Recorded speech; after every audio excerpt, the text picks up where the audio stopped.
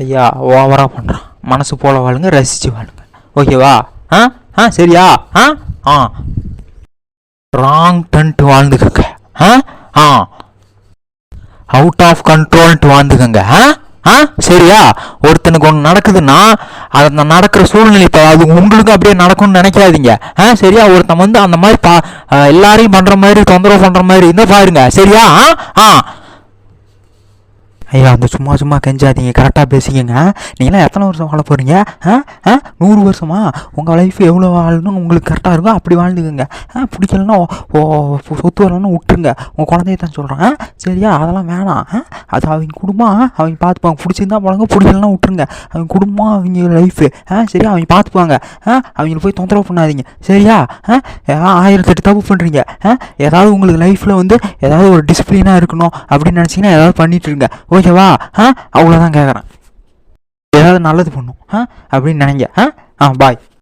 ஐயா சாவு பயமாக இருந்துச்சுன்னா நல்லா உடம்பு நல்லா கை காலம் பரபரப்பு பயங்கரமாக அசைங்க. உங்கள் ஸ்டைலுக்கு தகுந்த அசைங்க. நல்லா உயிர் போகிற லெவலுக்கு அசைங்க. அந்த மரணம் பயம்லாம் போயிடும். சரியா? புரிஞ்சிக்கங்க சார். எங்களை வந்து கொன்றுவீங்களா சார்?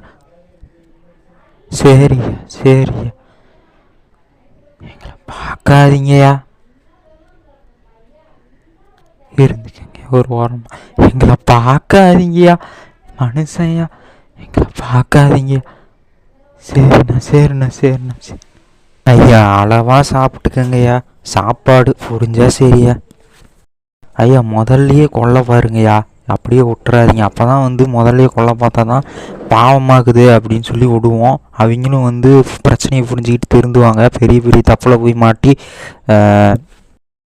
பெரிய பிரச்சனையாக மாறி அப்புறம் கொலை பண்ணுற ரேஞ்சுக்கு போயிடும். அது தெரிஞ்சுக்கங்கய்யா. பாய். முதல்லையே கொஞ்சம் கண்டிப்பாக திருத்த பாருங்கய்யா. பாய். ஐயா அளவாக சாப்பிட்டுக்கோங்க. 2 செட்டு ட்ரெஸ் எடுத்து போட்டுக்கோங்க. அது கிழிஞ்ச ஊசி நூல் வாங்கிக்கோங்க. அப்புறம் பணத்தை என்ன சொல்கிறது, பணம்லாம் செலவாகிட்டே இருக்கும், அதெல்லாம் கண்டுக்காதீங்க. என்ன சொல்கிறது, பணத்தெல்லாம் நம்பிட்டு இருக்காதீங்க. நம்ம இவ்வளோ பணம் வச்சுருக்கோம், அது இவ்வளோ பணம் வச்சுருக்கோம்லாம். அளவாக சாப்பிட்டுக்கோங்க. அடுத்த வேலை சாப்பாட்டுக்கு என்ன பண்ணுவீங்க, அடுத்த வேலை போட்டு துணி என்ன பண்ணுவீங்க, ஊசி நூல் வாங்கிக்கோங்க, கிழிஞ்சு போச்சுன்னா தைச்சிக்கோங்க. அவ்வளோதான். பாருங்க, நீங்கன்னு ஒன்று இருக்கீங்க, அடுத்தவங்களோட அவ்வளோவுக்கு கனெக்ஷன் வச்சுக்காதீங்க. அதனால் வந்து பார்த்தீங்கன்னா உங்களுக்கு பிடிச்ச ட்ரெஸ்ஸை போட்டுக்கோங்க. அது உங்களுக்கு ஒரு மரியாதையாக இருக்கும். சும்மா பாருங்கள், நீங்கள் இருக்கீங்க, நீங்கள் ஒரு ட்ரெஸ் போட்டிருக்கீங்க, அதோடு வந்துக்கோங்க. அது உங்களுக்கு பிடிச்ச ட்ரெஸ் போட்டுக்கோங்க. அவ்வளோதான் சொல்கிறேன். அதுதான் இந்தியான்னு சொல்கிறாங்க, நல்ல நாடுன்னு சொல்கிறாங்க.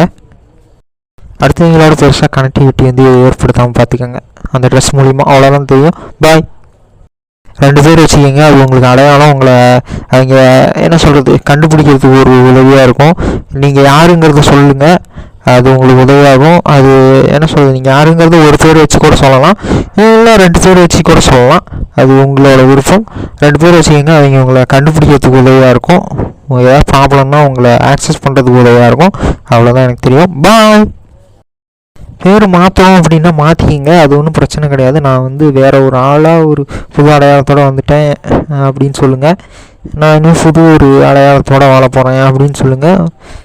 அந்த கனெக்டிவிட்டி அப்படிங்கிறது இருக்கும். நான் பேரை மாற்றிட்டேன், உங்களோட கனெக்டிவிட்டியில் தான் நான் இருக்கேன், எனக்கு ஒன்றும் பிரச்சனை. நான் ஒரு புது ஒரு அடையாளத்தோடு மாறி இருக்கேன். நான் வந்து ஒரு புது மனிதனாக மாறி இருக்கேன். என் பேரை நான் மாற்றிட்டேன் அப்படின்னு சொல்லுங்கள். அவ்வளோதான்.